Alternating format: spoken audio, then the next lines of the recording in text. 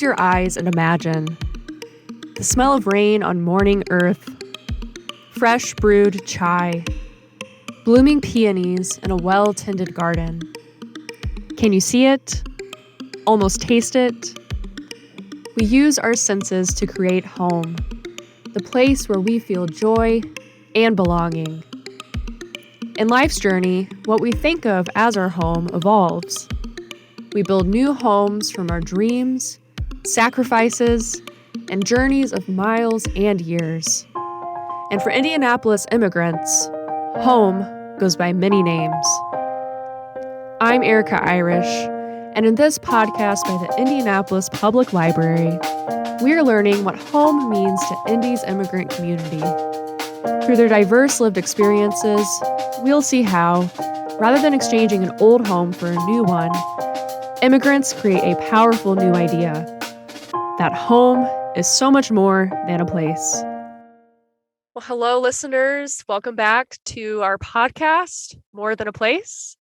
Today, we are calling into South Carolina with amazing former library worker, former Southside Indianapolis resident, Jully. Jully, it's great to have you. It's good to be here. Yeah.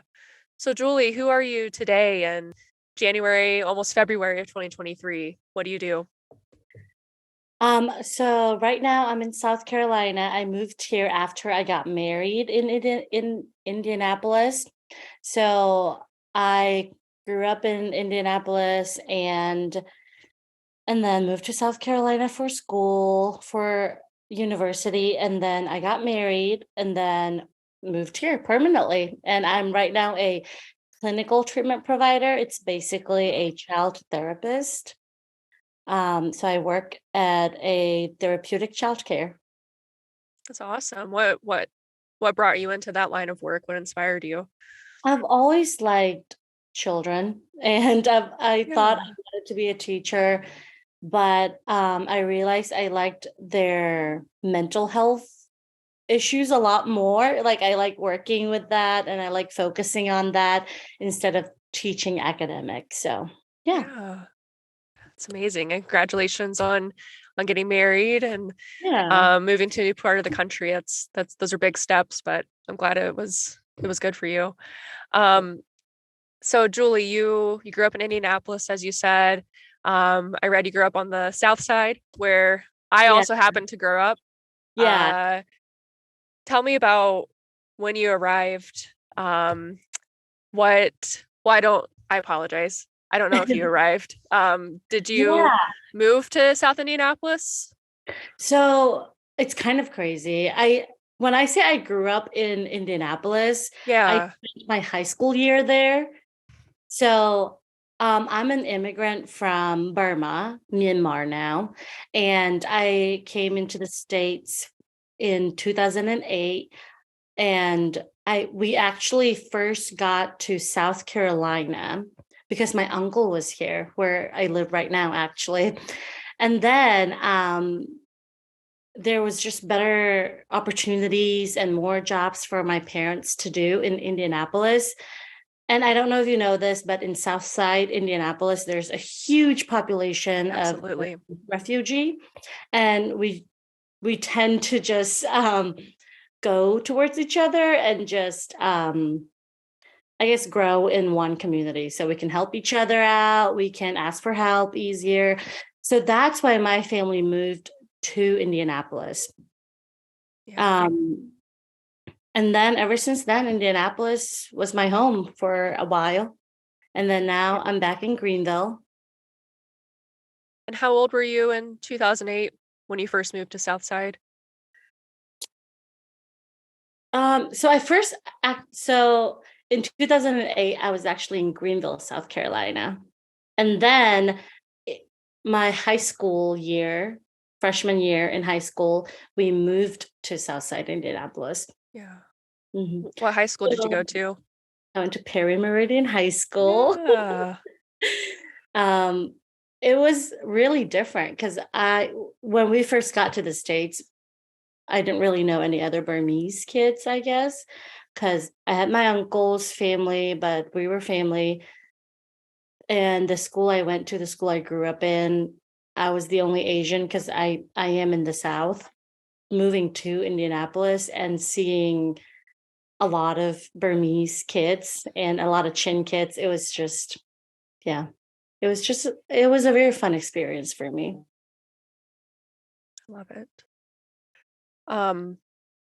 What else do you remember about um, not just moving to the United States, but when you first arrived in the south side of Indianapolis, where you're at a high school where you were around many students who understood your culture, who you could Yeah. relate to? What was that like? I think the pro of it was that, yeah, I had friends that I could relate to, and there were teachers more equipped to help kids like me and students like me. But then there were also that, I guess, like connotation. I don't know if that's the right word, but assumption of Yeah. certain things that I encounter, I would say.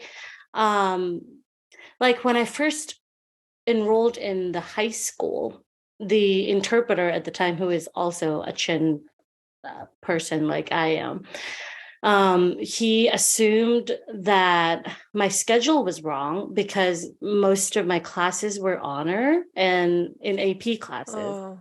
So he was like, "Oh no, I think they made your schedule wrong because you're not supposed to be in these classes. You're supposed to be in regular or CP." Mm. So I was a little taken back. They Yeah. just assumed that, I shouldn't be in those classes. And and it was strange because it wasn't from another, I guess, like another race. It was my own Mm. that assumed that. Absolutely.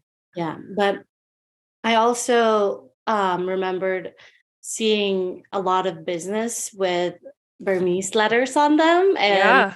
getting to experience the food culture there again, and just seeing a lot of businesses with Burmese names and things like that. That was very encouraging.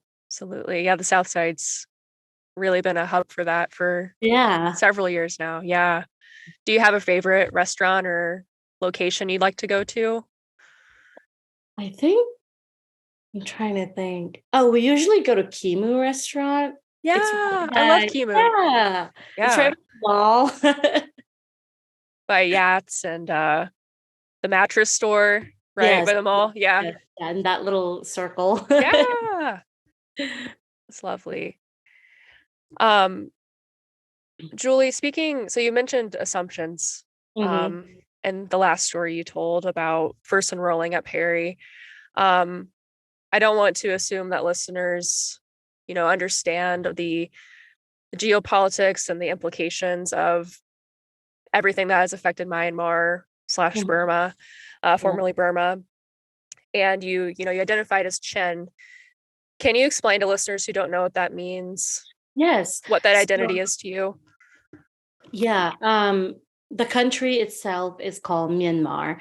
And then in Myanmar, there are different states. And I'm from the Chin states. And most of the states have different languages, even. Like, it's not just a slight dialect, it's completely different. Right. And in the Chin state, we have subdivisions of the state, and we speak different dialect. Yeah. Absolutely. Yeah. A lot of just little parts becoming one. So yeah, and I would identify myself as a Falam Chin because I speak Falam, and I'm from the Chin state. Yeah. Hmm. And there are religious differences too, Yes, right? yes. Most of the Chin state, I would say, is a Christian, Baptist Christian, and the others are Buddhist. Yeah. Mhm. Thank you. Yeah, I a fellow Southsider, I grew up around um these ideas, but I wanted to make sure listeners would know Yeah. as well. Yeah, it's important. Um, so Julie, you also at a certain point worked at the library while living in Indianapolis. I did. What started that journey for you, and what made you want to work at the library? I've always loved the library. I think, yeah, my favorite part about the American school was the library. Every time I had a special day and it was the library, I would get so excited. So I volunteered at the library for to interpret, to make the library cards with Chin speaking families. And I was at the Southport branch at the library. And I just asked around. I was like, hey, are you guys hiring? And they said they were. And I was in high school and needed a job. So they hired me. And then every summer I would come back, every break I would come back and just work there. And then I did summer reading program during the summer. So I would do that. And then after I graduated college, I came back home for a little bit. And I worked as a circulation desk person. And yeah, so basically I always told the people that I work with that they've seen me grow up from high school to being married. Yeah, So I had a really special relationship with them. it's amazing, and it's a great way to give back to your community too. I'm sure Yeah. and interpreting for Mhm. other Burmese Chin patrons, residents. Yeah. What did that experience teach you? Um, I think just people don't know the resources that the library has, I feel like. And I learned a lot about just like all the free stuff that the library provides that could be very beneficial that people just don't know. Thank you, Julie, for exploring the library and how that was a part of your journey.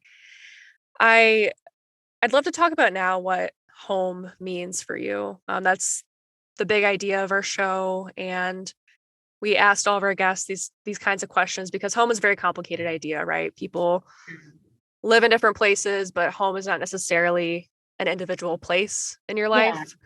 So today, in 2023, where do you consider to be your home, and what makes it home for you? I think right now it would be right where I am right now is Greenville with my husband in our little apartment, in our one bedroom apartment. That's my home for me at this moment, I would say. What makes it home for you? What feelings? Like what feelings? Um, Let me restate this. Like some people have said, home is where you're comfortable, Mhm. where you can be yourself. Um, what does home empower you to be? Yeah. As I've mentioned before, since I've moved a lot, I've never thought a physical house to be a home for me. It always depends on how that place makes me feel. And right now, a big part of it is my husband, and and just the environment that we've built together, which is provides comfort, safe, um, and just let me rephrase this. Yeah, absolutely. um, yes, so comfortable, safe, and like you said, just where I can be myself and I don't have to apologize for being myself. Yeah, it's a big question. It is. Um, do you get to visit Indianapolis very much? I do. Yeah, we would go there for the holidays. So I was just there for Christmas. Oh, yeah. How Yeah. does your family celebrate Christmas? Um so Christmas is a very church heavy holiday for us. It's not like I guess, the Western view of it, where family stays together. It's mostly all the family. We would all go to church and then have dinner/lunch at church. And we don't really do presents either. I mean, now that we're in the States and we're able to do it, we do it. But back in the Chin State, we would just go to church, and maybe our present would be a new dress to wear to church, or just candy or paper clips. Just random little things that we can find. But yeah. Yeah, it's more about connecting and worshiping. Mhm. Yeah. I love that. Did you I read in preparing for this interview that you like to bake. Is I that do. true? I Did you do. bake anything for the holidays or bake anything recently? No, I haven't been baking because I've been working so much. But when I do bake, I like to make cinnamon rolls or muffins or bread. I love making bread. The satisfaction of cutting into the bread that you just made, it's amazing. Oh, it steams and smell. Yeah, There's nothing like it. Yeah. yeah. So Would you say you bake for yourself or for the people around you? I bake for the people around me. Yeah. I think I'll eat like a piece of bread and I'm good. But my husband loves it, bread and anything that I make. Aw. Do you bake any traditional Burmese foods of any kind? No, because Burmese food is not really the baking type, I feel like. Yeah. We didn't have an oven growing up. So it's more of stir fry, cooking on the stove, deep frying things. But yeah. That's fair. Yeah. I had a neighbor, she made my family donuts Mm, one time. So yeah. speaking to the deep frying that, Yeah. yeah, that's true. Yeah. My parents used to make a lot of donuts growing Donuts. and it has no flavor compared to the Oh, donuts absolutely. here. Yeah, it's just fried dough. Exactly. Yeah. And I remember that, but I've never been a person who likes sweets. So Yeah. like I kind of liked the Burmese take on it way more than Dunkin' Donuts, where it's Yes. like Yes. 3 days worth of sugar in a donut. Uh-huh. Yes. Well, speaking of food and this, we've talked about baking. It doesn't just have to be about baking. Mhm. Um, what kind of food or drink feels like home to you whenever you have it?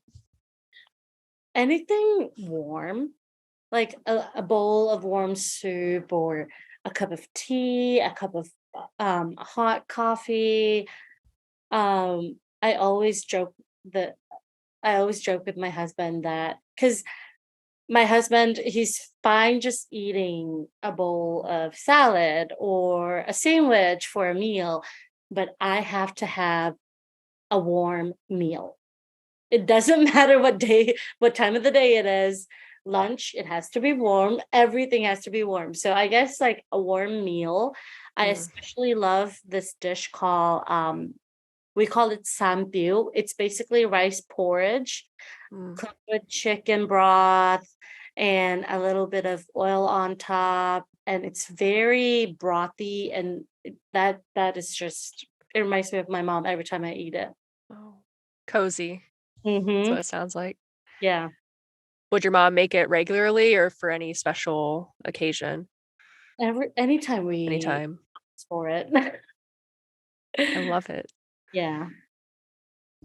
Is it savory, spicy? It's savory and spicy. You can make it as spicy as you want, or not spicy at all. Do you I like it spicy? do like it spicy. I Yeah, prefer it spicy. I relate to that. Yeah. Um, Earlier many of the people listening to this podcast will be Indy locals. So thinking back to earlier, you talked about Kimu and Mhm. local restaurants. Yeah. Do you have any recommendations if people wanted to try that dish or similar food? Oh man, I don't know if they have it in restaurants actually. I know there's a grocery store on 31. It's called Saraga. Yes. Have you ever been there? Okay. I have, on Madison. Yes. Madison Avenue. Yeah. Madison Avenue. Okay. I'm so bad with my roads. Oh, no, it's okay. They're really close. 31's Okay. right down the block.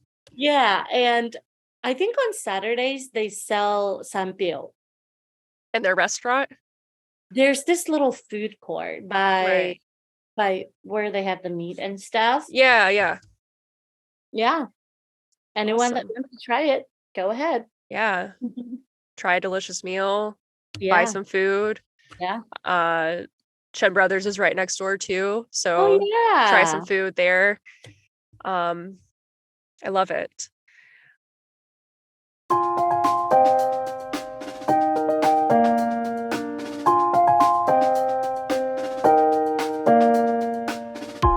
More Than a Place is made possible by the Indianapolis Foundation Library Fund through a grant to the Indianapolis Public Library Foundation.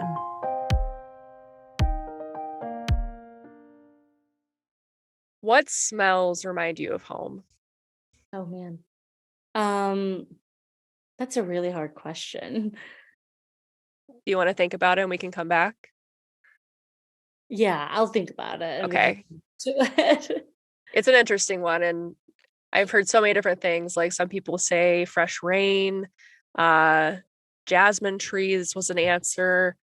One person in his home village, they basically boil water in a clay pot with yam trimmings, like the outside of a yam when you peel it, and that has a certain smell that takes them back to home. I think I'll go back to food actually. Yeah, absolutely. Yeah. The smell of rice being cooked, like in a rice cooker, when it releases that steam, that is what home smells like to me. Is that because it was made often? Yes. I mean, my mom cooked rice every day, and so we would smell it all over the house, whether it be breakfast time or dinner time. The rice cooker was always going on. Constant. Yeah. I love it. Going forward in the theme of senses, I'm sure you're recognizing the pattern. Because again, we're trying to build this idea of home being more than a location. It's experiences, people you meet, things you love. What is a song or sound that reminds you of home? See, when you ask me these questions, I think back to my parents' house, which is weird, even though I'm right here right now. But I think I would just say like chattering, busy talking, the sound of busyness, if that makes sense. It does. Were your parents very social people? Yes. Well, my family, we just talk over each other all the time. No one's listening. We're just talking. And my mom loves to host. So we would have a ton of people over all the time. Imagine like in Southside, Indiana, one of those 3-bedroom houses. We would have 100 people over. Wow. Just filled the whole house. So yeah, I would say just the sound of busyness, chattering, crowd. Yeah. When people would gather in such a large group, would there be any activities you do together, or is it really just that talking, catching up? Talking and snack. We don't have any planned activities ever. The main reason to invite people over is mostly for food. Eating together. Yeah. What I don't know if this is going to make sense, but like in a lot of Western families, I feel like there's like the kids are kind of separated from a lot of the conversations. What is it like when your family would gather? Would everyone be intermingling all ages, or would the kids be kind of separate? The kids would be kind of separate, but they're not like in one room being away from everyone. They would just run around, they would play, we would just all be in the living room. Even though they're not in the conversation, they're still present there. Around. Yeah. Yeah. Yeah. Thank you. That sounds excellent. How often would you have parties like that or gatherings? Once a month, maybe. And Wow. honestly, it sometimes it's not even planned. My mom would just say, "Oh, I feel like cooking this." And she would just make it and she'll tell a couple of people and they'll just show up. What do you think kept people showing up? The food or Yeah. the chance to socialize? My mom's cooking is excellent. Yeah, I believe There, it. yeah, there's nothing like it. Thank you. Um, since we are the library, I Yes. wanted to be sure to ask if there's a favorite book that you have. It doesn't have to be about any of the topics we've talked about, Yeah. but what would you recommend to listeners? Mm, yeah. Okay. It's called Educated by Tara Westover. I Excellent. love memoirs and I just love reading what people have experienced. Um, and I think that's a great book for anyone to read. Saying that one, I know it won a lot of awards, got a lot of Mhm. recognition. It's a memoir. Yeah. Um, what made you feel connected to it? I mean, our experience was this not similar at all. Yeah. I just felt like I like reading people's story, I think, just because I also have a story of my own and I just like to see how people tell their story to see if I can tell my story the way they do too. Does that make sense? It does. Like Okay. it just shows we all have a unique path. Yeah. We've all experienced very bad, disappointing, Yeah. traumatic moments, and then we've all Yeah. had to make sense of who we are as a result. Yeah, Yeah. Yeah. I love that. Okay, I have a fun question I'm going to add. If you were to write a memoir, what would you call it? What would it be Jully's memoir? Um I would just say it's so cliche. Maybe call it my journey, Julie's journey, something Oh, like I feel like I'm still on that path of, my life. So I would just call it my journey. I love it. Yeah. What do you have like what's in your next stage of Jully's journey? What are your goals for the next part of your life? Building a family and continue schooling, going to school and Awesome. getting a master. Still in the medical field? Yeah, still in this mental health psychology field. Yeah. Yeah. Um, I want to kind of shift the conversation and think about so our podcast is going to have a variety of listeners. Some people um will have always lived in America and not have any other experience, right? Others will be um immigrants with a lot of experience. Others might have just arrived in the United States and maybe struggling, right? Like struggling to understand um who they are, what the environment is.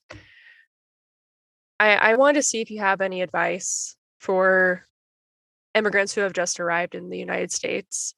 If they're in the process of making America their home, what do you suggest to them?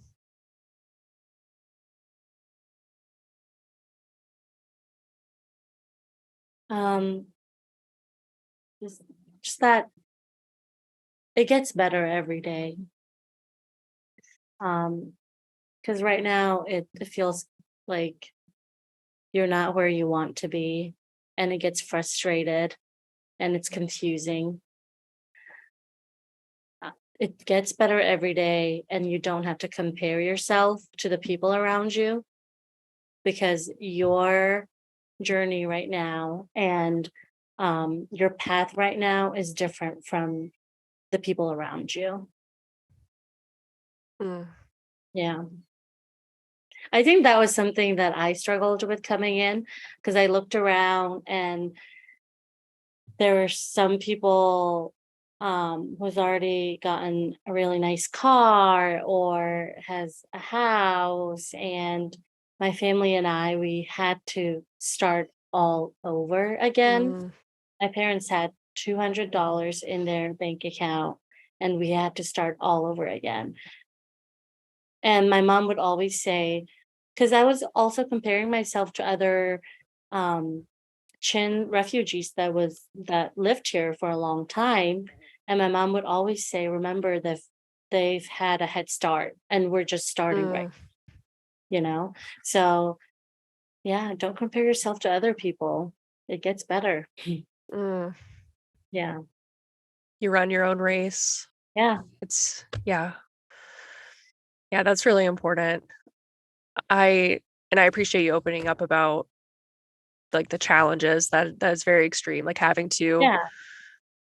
go from stability to finding not just understanding a new culture, understanding a new place, but building the basics back up. Yeah. Do you remember? Yeah, go ahead. Also in a language that you don't speak. Yeah. And in South Carolina, at least when we first got here, there weren't interpreters. No one. It was just my uncle, and if he was free, he would take us to whatever documents that we had to get done. But yeah, it was So it's hard. very much the family, Yes. supporting the family. Yeah. What do you remember about, because it sounds like, you really needed, people to help you, your family. Yeah. Who stands out in your memory as people who really helped you in your journey? I would say my uncle, my mom's Yeah. brother. He was there for us, even though it wasn't always easy for him. He would take us grocery shopping. Like I said, we didn't have a car then. I mean, and my dad didn't want to drive. So he would take us grocery shopping, taught my dad how to drive. When I was getting bullied at school, he would come to the office and take me home. So yeah, I would say my uncle stands out the most. Wow. Is he still in South Carolina? Yes, he is. Yeah. So I get to see him. What's it like seeing him now that, you moved to Indianapolis for a bit, you're back in South Carolina? What's it like? It's good. We have a good relationship. So we just get to hang out now, and he's not always rushing me to get stuff done, because when he's taking us to the grocery store, and my little feet can't keep up with him. But now I feel like we're more friends than we're niece and uncle. Yeah. Yeah. What's his name? Your uncle? Salal. Salal? Salal. Yeah. Just wanted to ask. Yeah. I just think it's important to name people. I want to ask one last question. And so I asked you one about advice for newer immigrants to the United States. Now, for people who may be, for lack of a better word, ignorant to the issues facing Burmese Chen, because people are still moving as refugees. There's still many dire situations affecting Burmese Chen. What's something you'd like people who are ignorant of that situation to know? Yeah. The most important thing I would say is be respectful. And if you are curious or if you don't like something, just ask. Mm, Instead of assuming that we're acting the way we do because we're this way or anything. Like, instead of assuming, just ask. mm, Burmese people, I think as a whole, they're very welcoming. They might we don't have the best welcoming face, just because we just have, lack of a better word, RBF all the time. We really do. But I promise, if you just ask, we'll explain.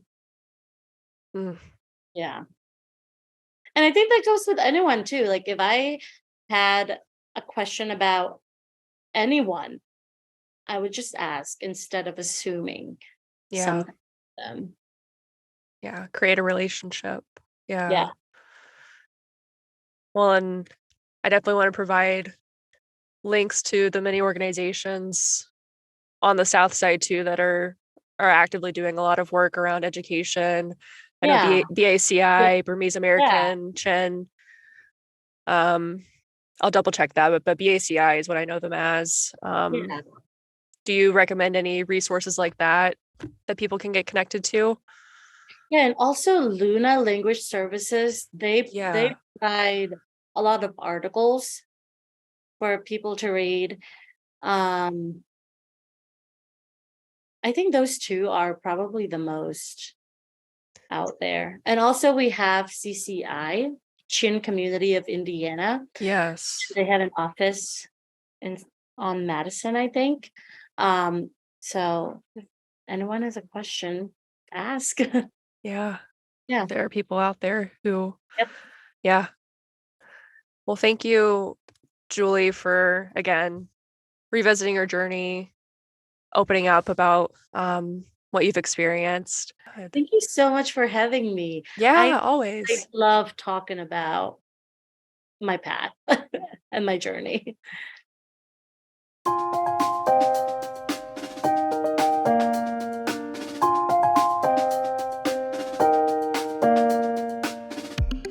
Hi, everyone. It's Erica, and you're listening to another episode of More Than a Place, a podcast brought to you by the Indianapolis Public Library, produced in partnership with Kendall Antron of the Made in Indy podcast. We couldn't tell the unforgettable stories of our community without your support. Thank you for spending your valuable time with us. To learn more about immigrant leaders like Jully, visit IndyPL.org/morethanAplace. We'll see you next time.